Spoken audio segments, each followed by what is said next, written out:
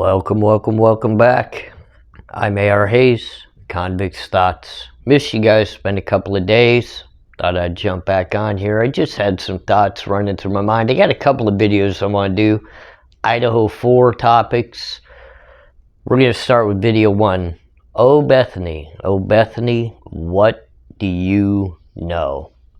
If you really look at the PCA, written by 2 different officers. Now, most of it we've realized is like a cut and paste type of, they just copied it. I mean, it really seems like the wording is exactly the same until you get to certain points of that PCA. We've all beat that PCA up. We've gone over it and over it and over it. So many of us see all the discrepancies and all the issues.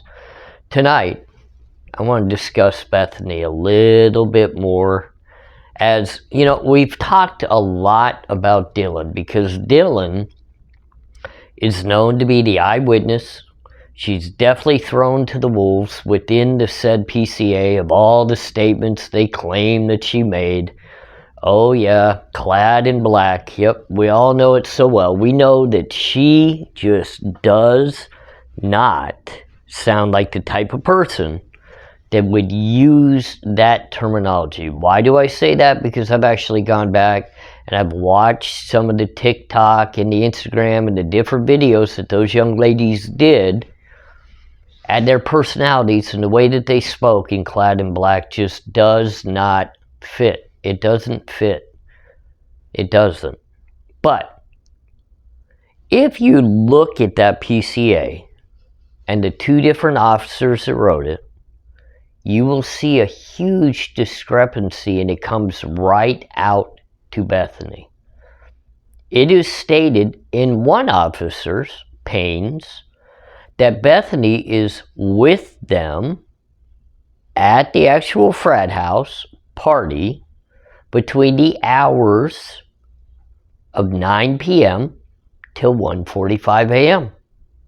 as if she visually sees them all the way up until the point of 1:45 a.m., which is approximately the time I'm sure they would have had to have left to be back in the home by said 2 a.m., which the PCA also states everybody in the house was returned to the home by 2 a.m. and in bed by 4 a.m.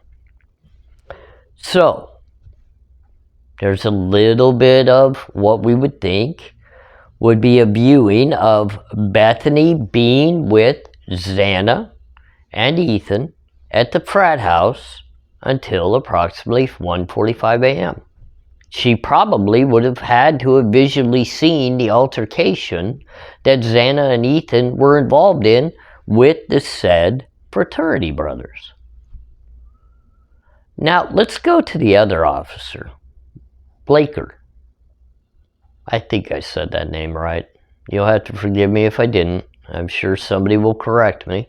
However, the second writer of a said PCA that's not copied and pasted perfectly, meaning he probably had to put a few of his own words in there to make it somewhat seem realistic, because each officer is supposed to write their own version of the PCA. That's how it's supposed to happen. But in his statement, directly within the PCA that was utilized to help garner the arrest warrant, he completely contradicts and leaves out information compared to Payne's version. It is stated that BF saw them at 9 p.m., leaving it completely open-ended with no end time. Why would that be? Why would that contradiction be there? How is that not relevant or important? Think about that, ladies and gentlemen.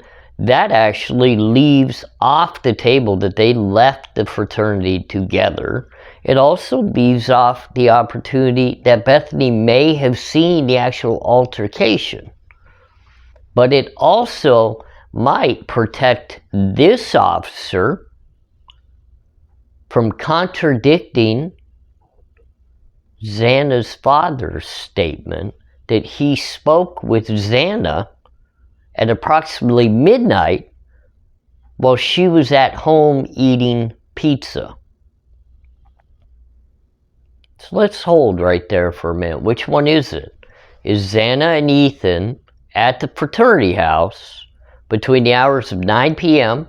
and 1:45 a.m. and Bethany could corroborate that completely because maybe she walked home with Ethan and Xana at 1:45 a.m.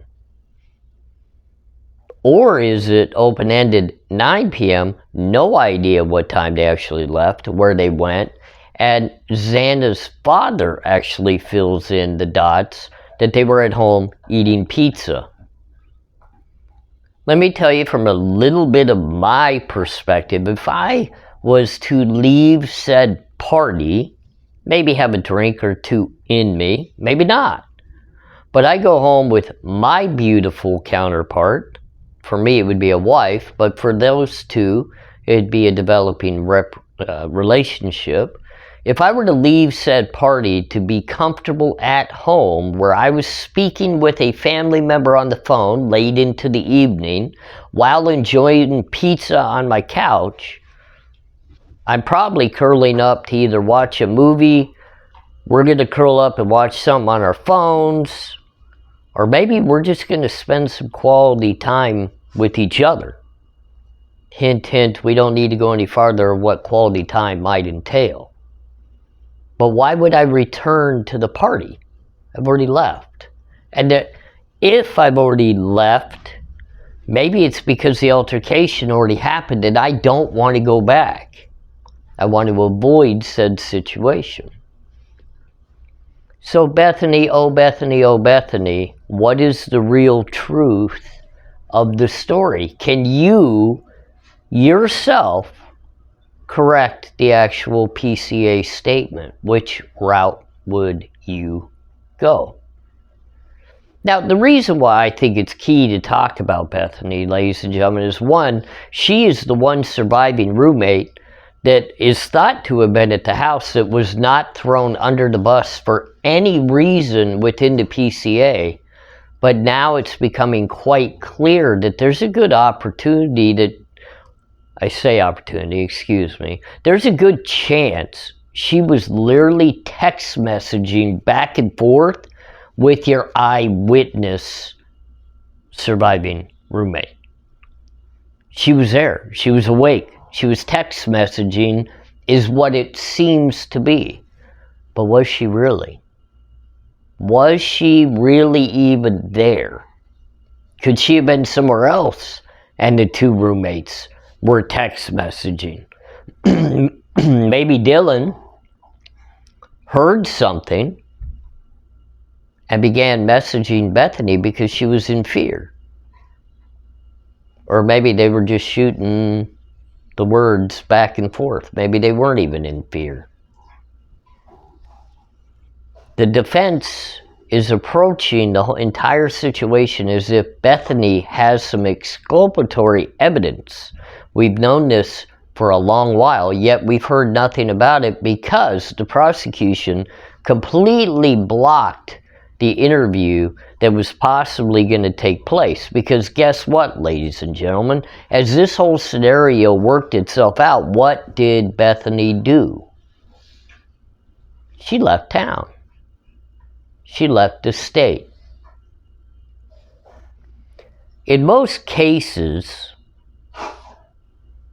that's rare before the defense could actually get in and interview a said witness. They could possibly have exculpatory evidence. Normally, a defense is able to get right in and interview that person. It's not blocked. Because the truth needs to be told. The transparency within a case needs to happen. So my question is, if this young lady, Bethany, doesn't even want to come back to the state to give statements or testify at a grand jury indictment, is she going to literally want to come back for trial? To me, it sounds like she's off trying to enjoy life. I hear She's planning on getting married. She's engaged now. That's great news. I'm happy that she's finding a path in life towards happiness and love. That's great. That's great. It doesn't sound like a traumatized surviving witness. It sounds like a young lady that's happy to move on in life and soar her royal oats and move along. I wasn't trying to be funny. Maybe I kind of was. I don't know. Maybe my head is still a little clogged up and not quite as clear as normal. But you have to wonder. You just have to wonder. We've heard zero from the law enforcement or prosecution side about Bethany, and people say, well, there's an absolute gag order in place. Absolute gag order in place. Yeah, well, you threw the other young lady right under the bus within your PCA. You wouldn't think it'd be informative or important to maybe share what a second surviving witness, who was supposedly at a party where an altercation transpired with two of the lost victims, Xana and Ethan. You don't think any of that information is pretty vital to a case? I would think it would be. To me, that would be important. And of course, I know I hear everybody make that big statement. Not everything's included in the PCA. You're right. You're right. It's a theory-based document to get an arrest warrant. So of course, not everything is going to be included into your probable cause affidavit. We're talking about probable cause. So we have to think to ourselves, when you're going to go in front of a grand jury, you're looking for probable cause to get the indictment. You don't have to prove without a doubt. You don't have to go up and beyond the means, which we've all learned Idaho statute doesn't follow actually what it has written. We've all learned that it's the same as many other states. Below the level, it's just probable cause. It's just maybe it happened. And that's okay. It's okay as long as the investigation and the prosecutors follow step by step to actually proving the points is valid. And I would say, personally, opinion-based, it'd be important for somebody to bring to the fact what Bethany's side of the entire story is. We hear rumors. We hear them. She saw a man running unclothed away from the scene. I don't know if that's true or not. I'm not going to claim it is because I don't know. She only has one window in her room, and that would just happen to be weird that someone would run out whatever door it is and run in front of the home and just go, skinny dipping through the cold air of the Idaho night as they floundered their great body down the road. I don't know. I mean, it's unusual to me. Is it a good way to escape without getting blood anywhere? Sure. I mean, but I would think you probably left your clothes behind or had them in a backpack as you ran along, and that would be a sight to be seen. I can only imagine people seeing me running down the street, buck-ass streaking with my backpack on. Yeah, that wouldn't catch any eyes, let me tell you. I don't know what Bethany knows. I don't know what Bethany saw. I don't know if she has actual evidence that could be exculpatory or convincing of someone's guilt. But what I do know is nothing has been brought to the table that leans either way in a solid fashion, meaning a motion to the court like a PCA or a document or some sort of testimony or some sort of statement given or something within the investigation that is actually documented as true words being said. We don't know. Where is she now? Where is she now? And I have a little follow-up question. Bethany is from, or maybe not from, but she's very known to Nevada. She's very acquainted with the state of Nevada. So is Xana's mother. So is Demetrius. So is Brian's father's side of the family. I guess that's just all kind of shooed under a rug like it's no big deal. The connection doesn't matter. Yet, Brian and his attorney seem to feel as though Bethany could possibly help his case. Do they know each other? Do they interact with each other? Do they talk with each other? Because that would be a reasoning why the prosecution would maybe hide a few things. Just saying.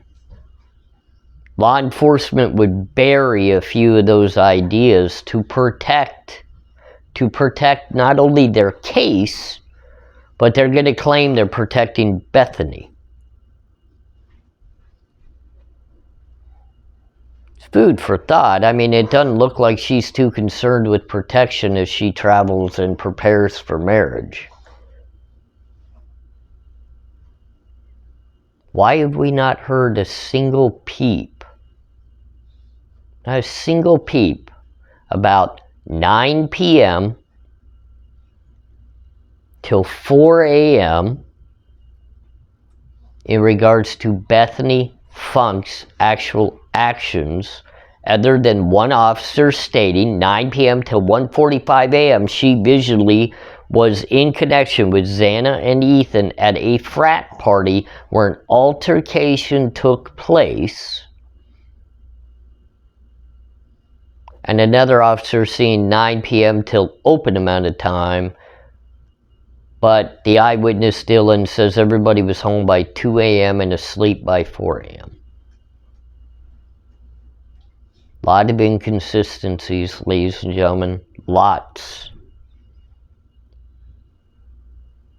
Lots and lots and lots. But people are wrapping this case up because they're all claiming a knife was bought from Amazon and delivered 7 months prior to the stop and hold up, with all the inconsistencies, not only in that type of evidence, but look at the real inconsistencies documented in court documents.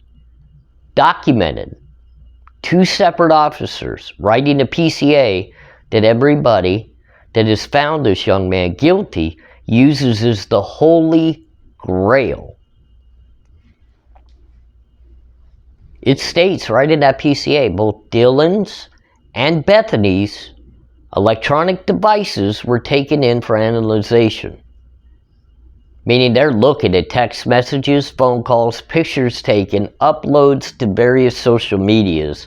They're looking for the activity between those two. Those two. Why haven't we heard about them looking at the activity of the others? We know about the TikTok at 4:12. We don't know if she was legitimately on TikTok, Xana, at 4:12, or if her phone was just actually playing.